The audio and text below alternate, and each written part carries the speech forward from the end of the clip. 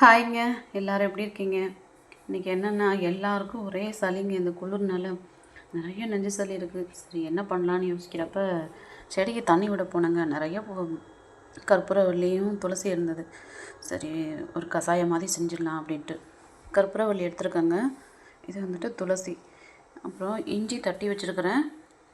கொஞ்சமாக ஒரு ஸ்பூன் வந்துட்டு தனியா, சீரகம், மிளகு, கொஞ்சம் சர்க்கரைக்கு சுகருக்காக வந்துட்டு வெல்லம் தட்டி வச்சுருக்கேங்க.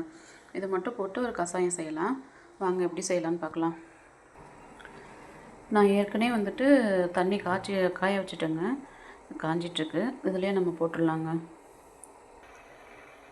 இப்போ கற்பூரவல்லி போட்டுக்கலாம். அரைக்க வேண்டாம், அப்படியே வந்துட்டு போட்டுக்கலாங்க நம்ம.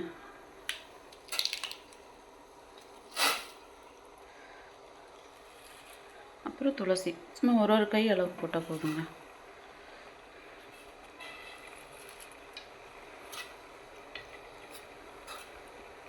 ரொம்ப காரமாக இருக்காது, பசங்க எல்லோரும் குடிப்பாங்க, அது மாதிரி இருக்கும். இப்போ நம்ம இதையும் போட்டுடலாங்க. தட்டி வச்ச இஞ்சி, தனியா, சீரகம், மிளகு, வெல்லம் எல்லாத்தையும் போட்டுக்கலாங்க.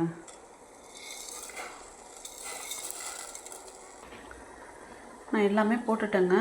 அது நல்லா கொதிக்கட்டும். இன்னமும் ஒரு செம்பு தண்ணி ஊற்றி நம்ம வச்சிடலாம். ஒரு 10 நிமிஷமாக கொதிச்சுட்டு அந்த தண்ணி வந்து வற்றணுங்க. 1 லிட்டர் தண்ணி வந்து 1/2 லிட்டர் தண்ணி அளவுக்கு வற்றணும். நான் இன்னும் அதிகமாக தண்ணி ஊற்றுறேங்க. அப்புறங்க அந்த பக்கம் கஷாயம் ரெடி ஆகட்டும். ஈவினிங் ஸ்நாக்ஸுக்காக சரி கற்பூரவல்லி பஜ்ஜி செஞ்சிடலாம் அப்படின்னு. கற்பூரவல்லி இலை பஜ்ஜிங்க. இங்கே பாருங்கள், ஒரு இலை எவ்வளோ பெருசுன்னு. மாவு வந்துட்டு ஏற்கனவே நான் மிக்ஸ் பண்ணி வச்சுட்டேன், கடலை மாவு பஜ்ஜி பதத்துக்கு. இப்போ வந்துட்டு நம்ம இந்த இலையை எடுத்து அப்படி முன்னாடியும் பின்னாடி லைட்டாக வச்சு எடுத்துகிட்டு போட்டோன்னா போதுங்க, பஜ்ஜி ரெடி ஆகிடும்.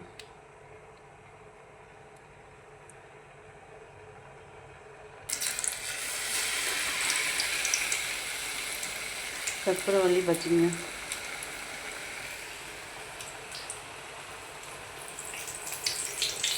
இலையை பறித்து நல்லா கழுவிட்டேங்க.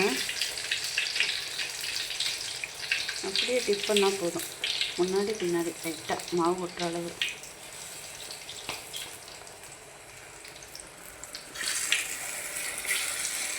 அவ்வளோதாங்க, பஜ்ஜி ரெடி ஆகிடும். பஜ்ஜி போட்டாச்சுங்க.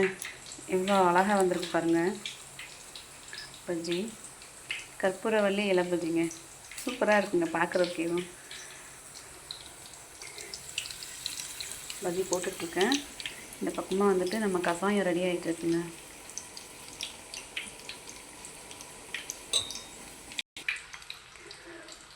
நல்லா காஞ்சிடுச்சுங்க. கொதிக்க வச்சது நல்லா வத்திருச்சு. நான் ஃபில்ட்ரு பண்ணி எடுத்துக்கிட்டேங்க.